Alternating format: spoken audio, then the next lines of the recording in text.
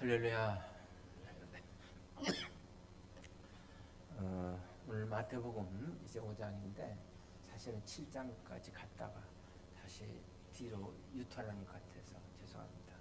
네, 또 이렇게 보니까 빠졌던 부분들이 있어서 계속해서 유턴합니다. 유대인들의 이 탈무드에 보면 어느 사업가가 행복을 찾아 열심히 일해서 돈을 많이 벌고 그리고 사회적 지위도 얻었지만은 행복감을 느끼지 못하다가 어느 날 중병에 걸려 눕게 된 어떤 사업가 아버지 얘기가 나옵니다. 그의 자녀들이 아버지의 병을 이제 치료하고자 온갖 노력을 다했지만은 차도가 없이 오히려 병세는 더 악화되었습니다. 그래서 어느 날 나피를 찾아가 도움을 요청하자 그러면 참된 행복을 느끼는 사람, 나는 정말 행복하다고 고백하는 그 사람을 찾아가서 그분의 애토를 빌려다가 아버지에게 덮어드려라 그렇게 말합니다. 그 자녀들이 온갖 여러 곳을 다니면서 그런 사람을 찾고 또 만나보았지만은 자신이 정말 행복하다고 고백하는 사람이 찾기가 쉽지 않았습니다. 그러던 날 산중에 수도원을 방문하다가 굴 속에서 한 수도사의 기도 소리가 들립니다. 하나님, 오늘도 행복한 하루를 주셔서 감사합니다. 나는 정말 행복합니다. 이제 안식에 들어가겠습니다. 기도하는 소리를 들었어요. 너무 반가워서 굴 속으로 뛰어들어가 보았더니 수도사가 애투는커녕 걸치고 있는 옷이 속옷에는 아무것도 없었어요. 물론 아들의 아버지를 어떻게 병을 고쳤는지 모르겠지만은 자녀들이 여기서 배운 중요한 레슨이 있었습니다. 행복은 소유에 있다는 것이 아니라는 것입니다. 우리가 이제 다음 주일이면 추석절 명절이 다가옵니다. 흩어졌던 가족들이 서로 만나 서로를 위로하고 이제 축복해 주는 명절입니다. 그런데 그 명절에 우리 중에 진지하게 나는 우리 가족 중에 행복하다고 느끼는 가족들이 얼마나 있을까? 자, 오늘 본문은 그리스도인의 행복감에 관해서 주님이 주시는 말씀이에요. 자, 오늘 우리는 함께 예수님께서 인류를 향해서 진정한 행복의 교훈을 가르쳐 주신 소위 갈릴리는 이제 팔복산으로 한번 우리가 같이 여행을 떠나보고자 합니다. 팔복산은 가버나움에서 약 한 10km 정도 떨어진 곳에 갈릴리 서북쪽에 있는 아주 작은 야산이에요. 한번 사진 보여주세요. 우리는 그 산에 가서 이제 팔복 기념 교회를 보시겠습니다.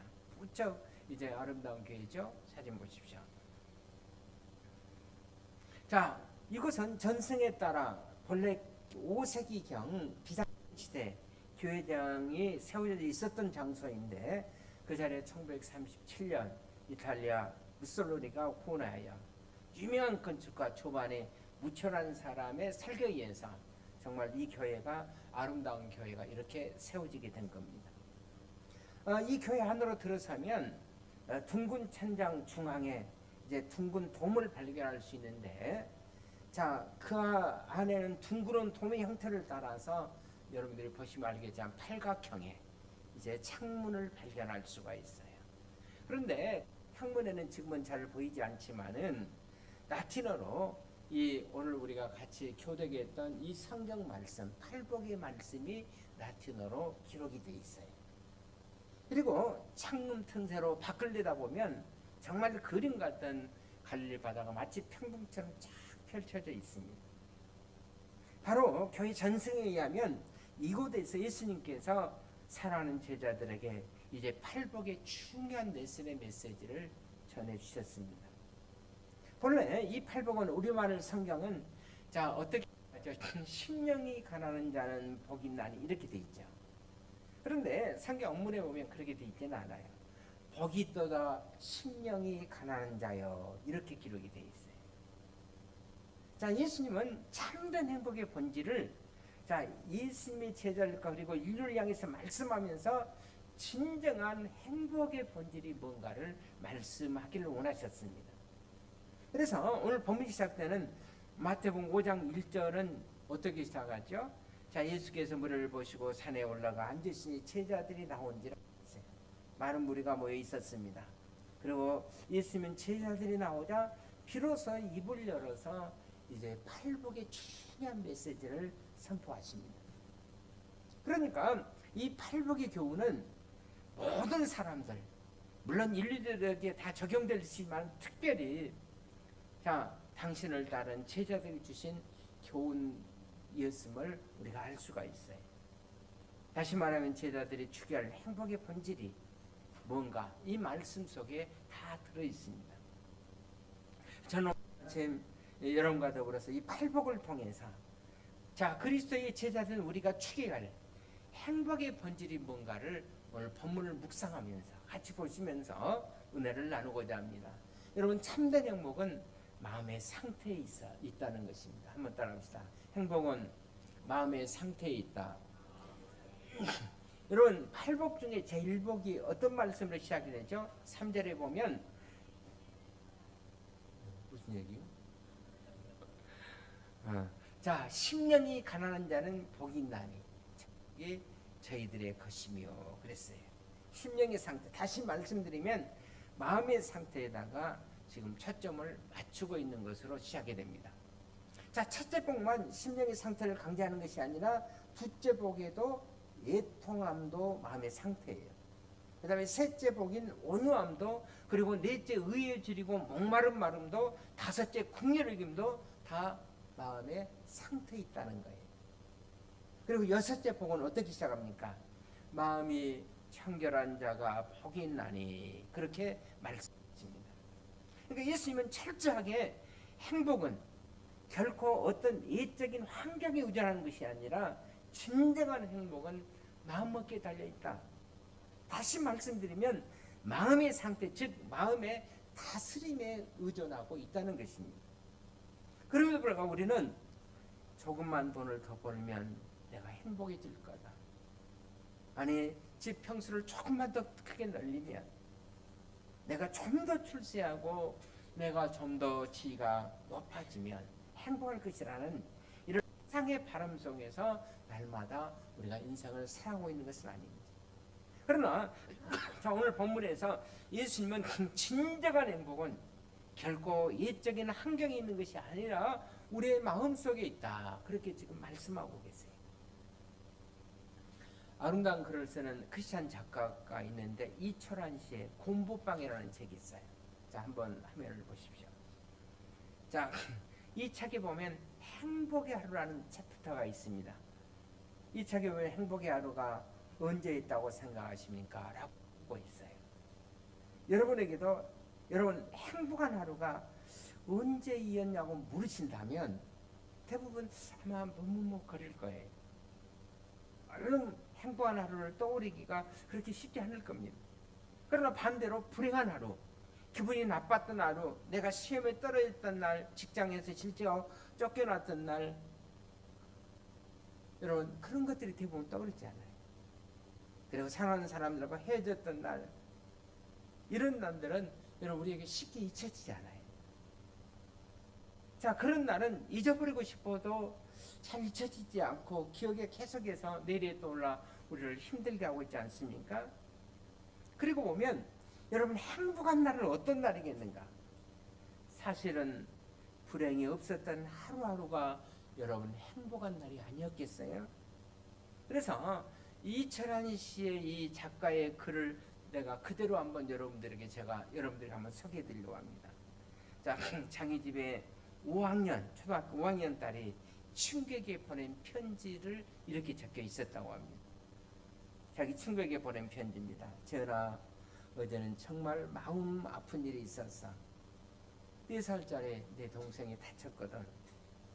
오른쪽 눈이를 많이 다쳐서 엄마하고 병원으로 달려가서 동생이 그만 내 발에 걸려서 넘어진 거야. 나는 마음이 아파서 하루 종일 울었어. 그런데 동생이 다쳤을 때 난 깨달았어. 가장 평범한 하루가 가장 행복한 하루였다는 것을. 5살짜리 학생이 깨달은 놀라운 진리예요. 가장 평범한 하루가 가장 행복한 하루였다. 여러분 옆 사람에게 한번 얘기해 보시길 바랍니다. 가장 평범한 하루가 가장 행복한 하루입니다. 시작. 좀 깁니까? 가장 평범한 하루가 여러분 가장 행복한 하루예요. 그런데 문제는 우리는 이런 진리를 깨닫지 못하고 하루하루를 여러분 살아가고 있는 것은 아닙니다. 그래서 나는 행복하지 못하다. 나는 불행 속에 붙잡혀 있다. 그런데 여러분 우리들의 마음이 참으로 가난해지면, 그리고 마음이 오늘 성경에 주님께서 말씀하셔도 착결해지면 5학년 이 어린이처럼 우리는 평범한 하루가 여러분 가장 행복한 하루라는 것을 깨닫게 될 줄로 믿습니다. 여러분 사실 생각해 보면 우리 인생이라는 것이 하나님의 선물이 아닙니까? 하루하루를 살아가는 삶의 여러분 선물이 아니겠습니까? 그럼에도 불구하고 행복하지 못한 우리를 위해서 사랑하신 여러분, 때로는 우리는 인생에서 경험하는 재난과 사고 이런 것들은 평범한 하루가 행복한 하루임을 깨닫지 못하는 우리를 깨우치기 위한 하나님의 여러분 자명종이 아니겠는가, 그렇게 생각해 봅니다. 그렇습니다. 여러분 참된 행복은 마음속에 있다는 것을 꼭 기억할 수 있기를 바랍니다. 두 번째, 여러분 참된 행복의 본질이 뭔가? 여러분 참된 행복은 하나님과의 바른 관계에 있습니다. 자, 따라하십시오. 행복은 하나님과의 바른 관계에 있다. 예, 이미 말씀드린 것처럼 팔복은 복이 있도다 이 말씀으로 먼저 시작이 돼요. 그래서 히라보에 이제 복이 있도다 그 언어에 보니까 마카리오, 복을 마카리오 혹은 마코리오스 그렇게 번역하고 있어요. 영어 단어로 번역해 보면 블레세드라는 단어입니다. 복된 사람들 그렇게 번역할 수가 있어요. 여러분 어느 날 갑자기 일어난 형제, 갑자기 수지 맞는 것, 여러분 성경은 이런 것들을 가지고 행복하다 그렇게 말하지 않아요. 여러분 성경 행복은 블레싱이에요. 블레싱. 어느 날 우연하게 일어난 사건이 아니라 성경적인 사건은 블레싱. 근데 흥미로운 것은 영어의 이 블레싱 어원은 블리드 이런 단어에서 유래됐다고 합니다. 그래서 이 단어는 여러분 원래 블레드 하면 피의 제사, 제사를 피를 상징하잖아요. 여러분 제사는 뭐가 있어야 돼요? 피 흘림이 있어야 되잖아요. 그래서 구약에서 제사장들이 하나님 앞에 제사를 때, 특히 제물을 드릴 때 소나 양이나 염소 생활의 환경에 따라서 잡아서 피의 제사를 드리잖아요. 그 피의 제사를 드린 이유가 뭡니까? 어떤 분은 왜 하필이면 구약에 짐승을 잡아서 드렸지 이렇게 얘기하는데, 제가 계속 말씀을 드렸지만은 그 하나님과 약속이 구약에서는 아직 예수님 오셨어요, 안 오셨어요? 대답 안 하니까 같이 따랐다. 안 오셨다고 해. 오셨어요, 안 오셨어요? 아직 안 오셨으니까 하나님이 그렇게 약속한 거예요. 내가 앞으로 독생자 아들 예수를 보낼 건데 그분이 이렇게 피 흘려서 죽게 될 것이다. 하나님의 약속이에요. 그래서 예수님이 여러분 물론 시작때 오셔서 우리 허물과 죄를 짊어지고 다 죽으시잖아요. 피 흘리고. 그러나 구약은 그렇게 약속했어요. 그래서 하나님께 이 제사장들이 제사를 피 흘리는 제사를 드릴 때 하나님과 우리 사이에 바른 관계를 맺도록 하기 위해서 하나님과 우리 사이에 예수님이 연결해 주시잖아요. 그래서 우리의 죄가 용서함 받고 우리로 하나님과 바른 관계를 맺도록 하기 위해서. 그래서 성경은 이렇게 얘기합니다. 피 흘림이 없은즉 제사함이 없느니라 그랬어요. 자, 팔복은 이런 하나님과의 이제 바른 관계를 가르치는 마음의 이제 덕목으로 시작이 되고 있습니다. 자, 심령이 가난한 자, 한마디로 그는 하나님을 의존하지 않고는 살 수 없다는 영적 가난을 깨닫고 살아가는 사람, 날마다 하나님으로 인해서 목말라하는 심령을 가진 사람, 예통하는 자는 자, 하나님의 안목으로 자신의 깊은 내면을 성찰하고 자신의 죄를 늘 아파하면서 하나님 앞에 회개하고 참여하는 사람, 온유한 자는 자, 하나님의 다스림을 받아서 하나님의 통치 속에 날마다 자신을 절제하면서 살아가는 사람입니다. 이 말씀을 그 메시지 성경을 쓴 유진 피터슨 목사님은 이렇게 기록하고 있어요. 첫 번째, 심령이 가난한 자를 자, 벼랑 끝에 서 있는 너희는 복이 있다. 너희가 작아질수록 하나님과 그분과의 다스림은 커진다. 두 번째, 애통하는 자의 복입니다. 한 소중한 것을 잃었다고 느끼는 너희는 복이 있다. 그때야 너희는 가장 소중한 분의 품에 안길 수가 있기 때문이다. 네 번째, 복에 의에 줄이고 목마른 자는 복이 있다. 하나님의 말씀이 입맛을 당기는 사람은 복이 있다. 그는 평생에 맛볼 최고의 너의 음식이요 음료이기 때문이다. 저는 좋은 그 의역의 번역이라고 생각합니다. 여러분, 하나님 뒤에서 입맛이 당기십니까? 하나님, 나는 정말 하나님 때문에 목말라하고 배고파하고 하나님을 알면 알수록 더 깊이 알고 싶고 기도하면 할수록 더 엎드리고 싶고 그리고 하나님 앞에 나와서 그 임재를 경험할 때 그것만으로 세상에 아무것도 부러운 것이 없는 의에 줄이고 배부르며 목마른 자, 그래서 배부름을 얻는 자, 저는 참 귀한 번역이라고 그렇게 생각이 되어졌습니다. 그렇다면 여러분, 그러면 참된 행복이 뭔가? 그것은 죄인된 자신의 모습을 통해서 스스로를 포기하고 주님 앞에 엎드려 내 삶의 주님의 통치를 구하면서 마침내 하나님을 자신의 주인으로 의지하고 거기서 경험하는 이런 영적인 축을 만족하는 사람, 이런 사람이 바로 주님은 진정한 행복한 사람이다. 참 행복한 사람이다. 한평생 이런 하나님 일을 통해서 진정한 만족을 누려가는 행복한 인생의 우리 목장교회 성도님 될 수 있기를 주의 이름으로 축원을 드립니다. 결론의 말씀이었습니다. 세 번째로 참된 그럼의 행복이 뭔가? 행복의 본질은 이웃과의 바른 관계에 있다는 거예요. 한번 따라합시다. 행복은 이웃과의 바른 관계에 있다. 자, 저는 예수의 이 팔복의 가장 중요한 초점은 바로 하나님과 마음에서의 올바른 관계, 그리고 이것이 마음속에서의 올바른 초점이라고 그렇게 생각합니다. 그러나 동시에 이 팔복에는 또 이웃과의 관계가 계속 언급되고 있음을 우리가 기억할 수가 있어요.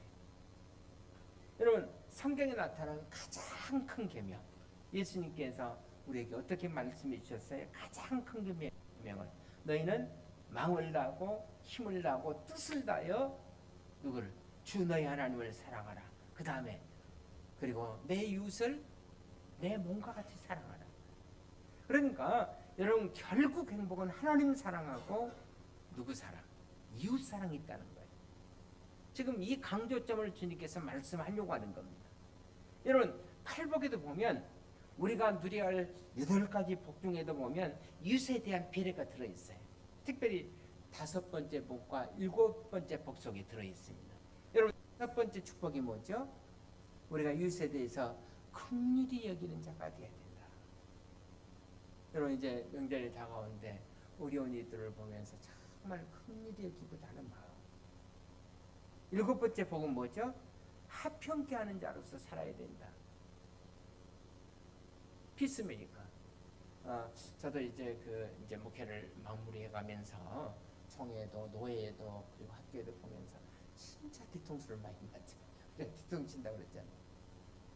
근데 어떤 사람이 많이 치냐면 가까운 사람, 가장 많이 사랑을 받았던 사람. 그 조그만 이익 때문에 그거 마지막 하나 뺏어가려고 뒤통수 치고 거짓말하고. 여러분, 가장 신사가 누구지? 저를 한번 노려보십시오. 가장 신사가 누구예요?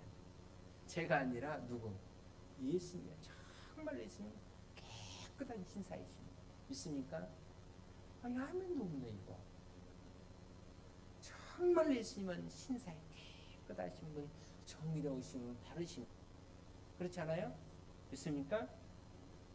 근데 그 좋은 예수를 믿는데 거짓말하고 뒤통수 치고, 내가 보니까 막 어떤 총회장도 거짓말을 엄청나게 해요. 그러면 정말 그런 사람은 저는 구원인가를 의심해 봐야 된다고 생각합니다. 여러분과 저는 절대 뒤통수 치지 마세요. 저는 사실은 이번에도 이제 제주에 갔을 때 뭐 특강이라는 특강했습니다만 저는 목회 딱 방침이 하나 있어요. 목적이 좋으면 복도 줘야 된다.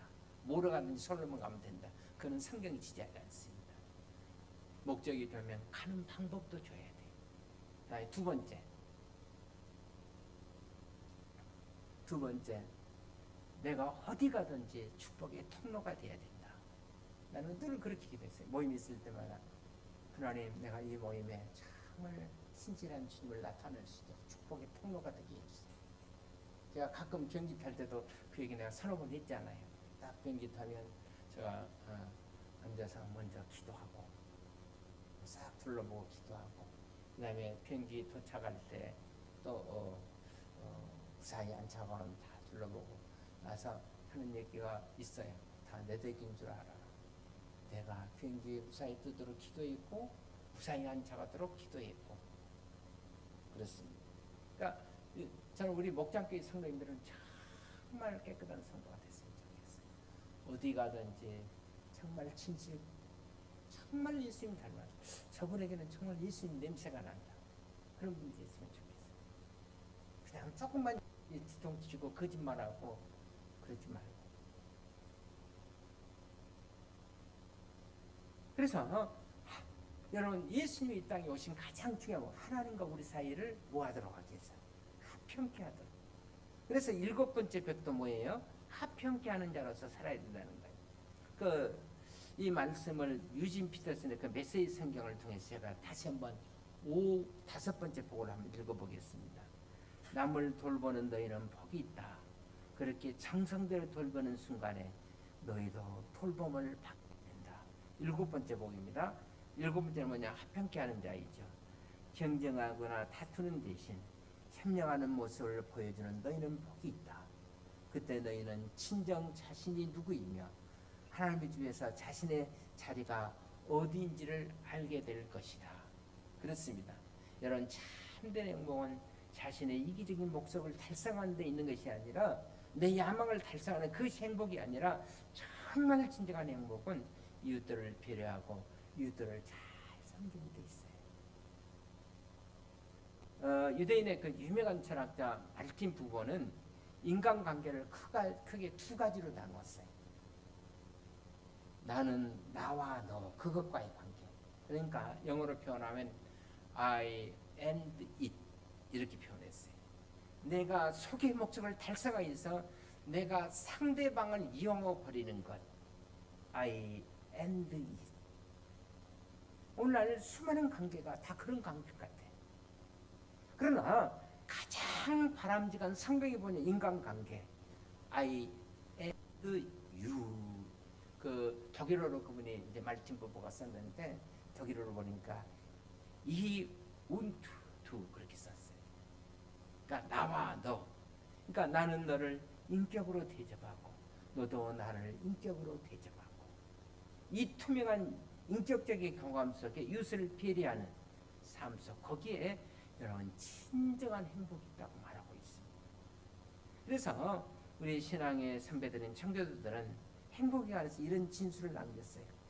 하루를 행복하려면 이발을 하라. 여러분들이 미장원이나 또 이발소에 갔다 오면 좀 깨끗해 보이죠. 그래서 유쾌하고. 그래서 하루를 행복하려면 이발소를 가라. 한 주를 행복하려면 여행을 하라. 여행 출발할 때 신나지 않아요. 또 애들 뭐 출발할 때 빨리 가자고 그렇잖아요. 근데 조금 지나면 집에 가자고 그러잖아요. 한 주간이 지나고 나면 다 집에 생각이 나게 돼 있어요. 한 달을 행복하려면 새 집으로 이사해라. 근데 새 집, 여러분, 저희들도 저희 이사 가는데 한 달 되니까 불가이더라고요. 기쁨은 한 달밖에 없어요. 여러분, 한 해가 행복하려면 결혼하라 그랬어요. 사랑 때문에 중리, 산이 해도 1년 지나고 나면 다 그것이 그거예요. 그러나 일생이 행복하려면 뭐 해야 될까요? 이웃을 섬기라는 거예요. 이웃을 섬기라는 거예요. 이웃을 섬기는 것, 그것은 고통이 수반되지만 거기에는 말로 닿을 수 없는 기쁨이 있고 희열이 있다는 겁니다. 내가 어려운 일을 도와줬을 때 마음에 자부심 있잖아요. 하나님 도울세 너무너무 감사하고 이제 추석 명절이 다가오는데 어려운 일들 여러분 돕는 사람 보면 해요. 돈이 남아서 돕는 사람 아무도 없어요. 자기 쓸 것 좀 덜 쓰고 돕는 겁니다. 여러분 예수님이 그런 삶을 사셨지 않아요? 인자가 온 것은 섬김을 받으려 하는 것이 아니라 도리어 섬기려 하고 자기 목숨까지도 많은 사람들에게 뭘로 대속물로 주려 함이니라 했어요. 여러분 이런 예수님 행복하셨을까요? 저는 누구보다도 예수님이 행복하셨다고 믿습니다. 여러분들이 아멘 안 해도 저는 그렇게 믿는다니까. 여러분 예수님이 이웃들을 섬기면서 얼마나 행복해 하셨어요. 33년이라는 짧은 생애를 살지만 그건 정말로 행복한 삶을 사신 분이에요. 왜냐하면 자 주님이 십자가에서 남기신 말 가운데 마지막 남기신 그 말 혹시 기억합니까? 주님의 생애 마지막 순간에 내가 다 이뤘다 그랬어요. 제가 아는 분 중에 저는 갑자기 생각이 안 나는데 얼마 전에 어떤 분이 자기 가족들 다 불러 모으고 이제 천국 가려고 하면서 다 이러면서 난 천국 가면서 나는 참 행복하다 이렇게 하고 천국 가셨대. 가족들 다 불러 모아놓고 이제 천국 갈 때 나는 정말 행복하다 고맙다 자녀들에게 감사하다 그러면서 천국 가셨대. 여러분 얼마나 행복한 삶이에요. 우리 주님 이 땅에서 맡겨진 사역 다 이루면서 마지막에 한마디 다 이루었다. 여러분 예수 그리스도의 생애를 가장 탁월하게 묘사한 분이 아마 시인 윤동주가 아닌가 그렇게 생각합니다. 그가 십자가라는 시에서 예수님을 이렇게 묘사하고 있어요. 괴로웠던 사나이 그러나 행복한 예수 그리스도. 예수님을 잘 표현한 저는 생각이라고 그렇게 느껴집니다. 그분의 삶에는 고통이 있었어요. 그러나 누구도 모른다는 참 행복이 그에게는 넘쳐나고 있었습니다. 그분의 섬김에는 때로는 아픔도 있고 고통도 따랐지만 또 그분의 섬김의 건너편에는 세상에 알 수 없는 희열의 행복이 그에게 약속되어 있었던 거예요. 그러므로 여러분과 제가 이 팔복을 붙잡고 산다는 건 뭘 뜻하는가? 여러분과 제가 예수 그리스도를 따르고 예수 그리스도를 닮아가는 여러분 삶을 의미하는 거 아니겠어요? 예수님이야말로 참으로 마음이 가난하셨고 예수님말로 인류의 죄 때문에 늘 애통하셨던 분이었습니다. 그래서 그분은 말씀하기를 나는 마음이 혼유하고 겸손하다 그렇게 고백할 수가 있었어요. 여러분 그렇다면 참된 행복이 뭔가? 결국 예수님을 나의 구세주로 꽉 붙잡고 날마다 그분을 바라보면서 하루하루 살아가는 삶이에요. 오늘 설교를 탈무드에 나오는 얘기로 시작했습니다. 이제 메시지의 결론을 예투로 이제 마치고자 합니다. 러시아의 유명한 단편 그 작품 가운데 고글리라는 분이 쓴 작가 고글리가 쓴 예투라는 아마 여러분의 작품이 있어요. 보신 분들 많이 있을 거예요. 뼈째를 부르게 살던 말단 관리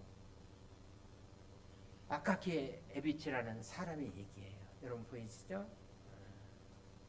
외국 사람들의 이름은 참 이상해요. 전에도 한번 얘기했지만은 미국 사람들은 주로 이름을 존 메리 캐리 우리는 그걸 강아지 이름으로 부릅니다. 근데 또 러시아 사람들도 이름이 이상해요. 비치 새끼 뭐 끝이 그렇게 불러요.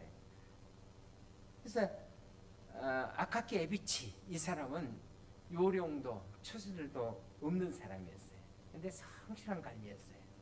근데 그의 평생에 소원이 있었습니다. 그의 평생의 소원은 뭐냐면 고급 베트 한 벌 입어보는 거예요.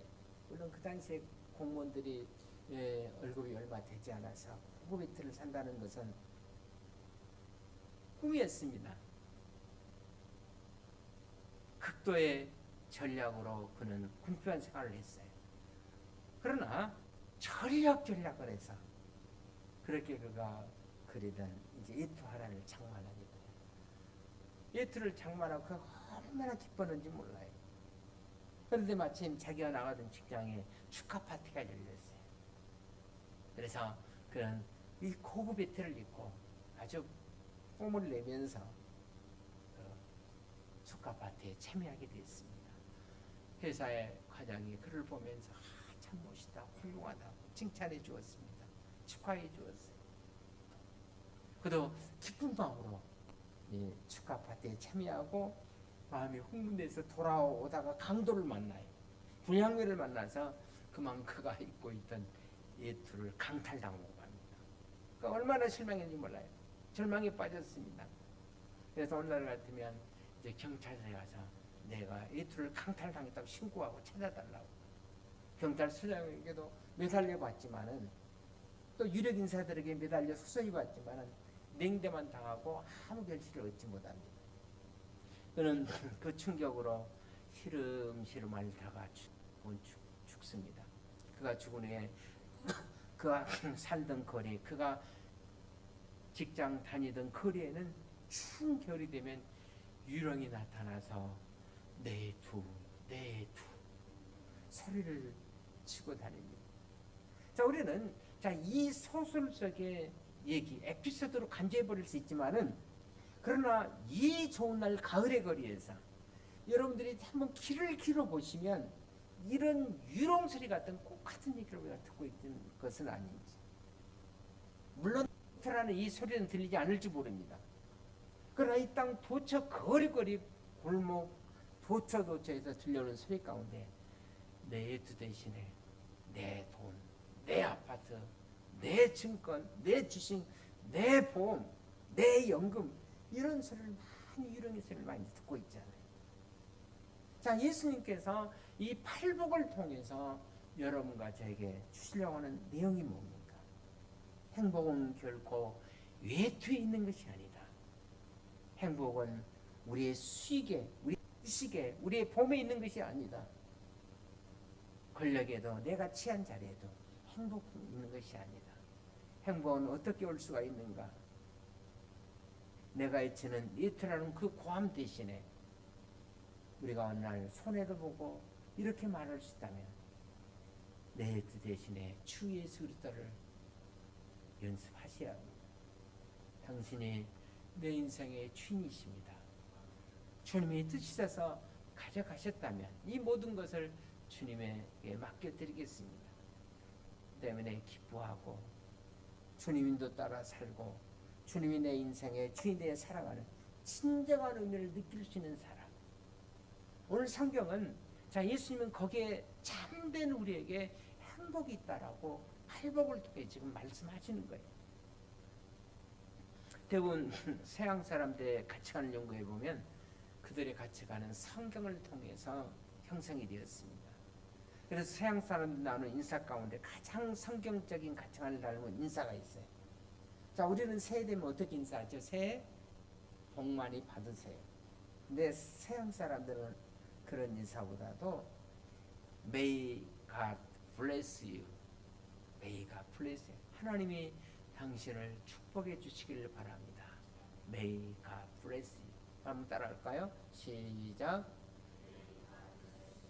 그 발음이 이상해요. May God bless you. 하나님이 정말 당신을 축복해 주시기를 바랍니다. 저는 신정한 우리 목장교회 성도님들이 이 팔복 그대로 누리고 하나님의 축복을 받는 우리 성도님들이 되시기를 주의 이름으로 축원을 드립니다. May God bless you. 우리 기도하겠습니다.